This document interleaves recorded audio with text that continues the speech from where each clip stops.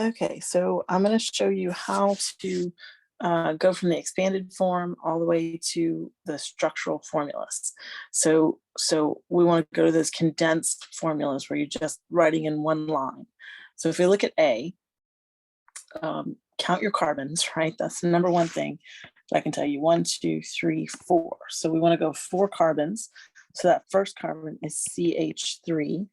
The second carbon is CH2.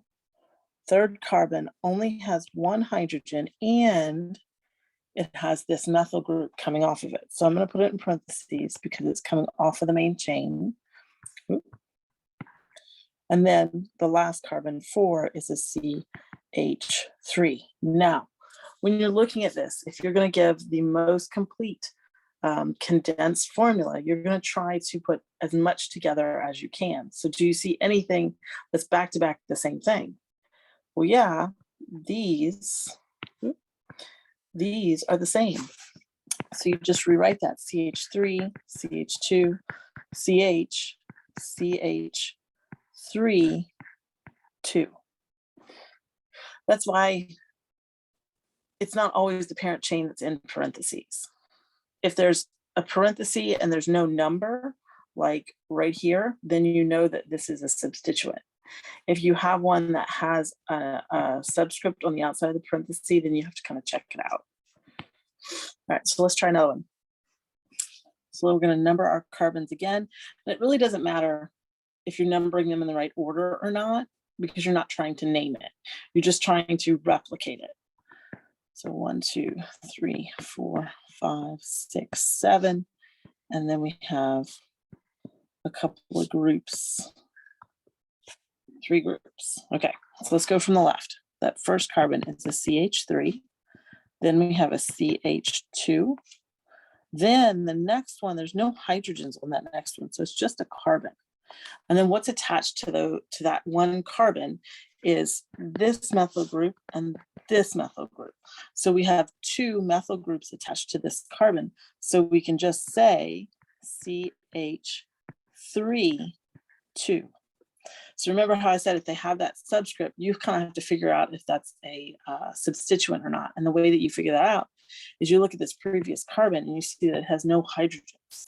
So it's going to have to make a bond with this carbon. It's going to make a bond with the next carbon, and then it's going to have to make 1, 2 bonds there. So that's just kind of how you know if it's in the main chain or not. All right. Okay. So that was 1, 2, 3, 4. So now we got to go to 5.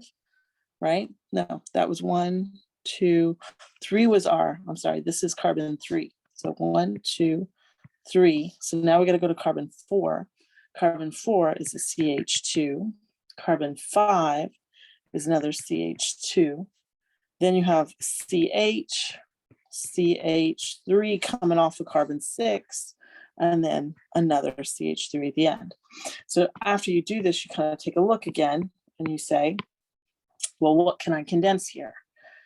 So anything that's the same, so I'm looking here and I go, well, I see this, 2 CH2s together, so I can combine those. I see 2 CH3s together, I can combine those. So I'm gonna go CH3, CH2, C, CH3, 2. Now I'm gonna combine the CH2s, and I have 2 of them.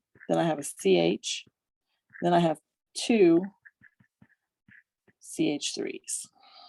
So sometimes it takes you an extra step to do it, and that's okay.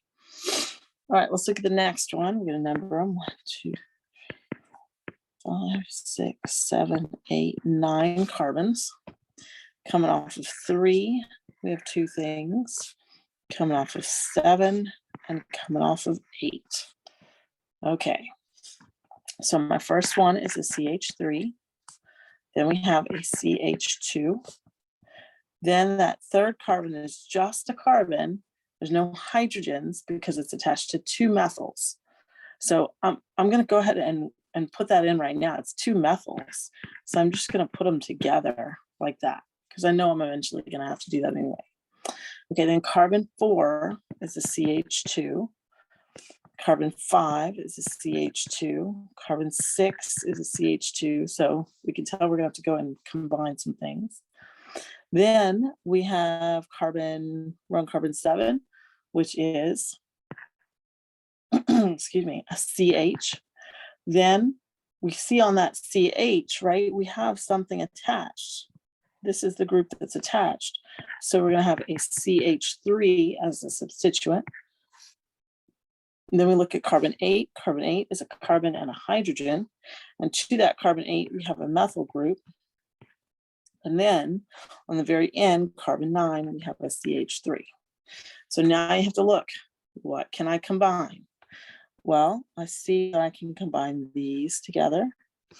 I can combine these together. So I'm going to go ahead and write that. CH3, CH2, carbon, CH3, 2, then CH2, 3, right? Because I had 3 of them and they're all CH2s. Then I pick again up with a CH, CH3, a CH. Now I'm going to combine these last 2, and I'm going to say that's a CH3, 2. Okay. All right.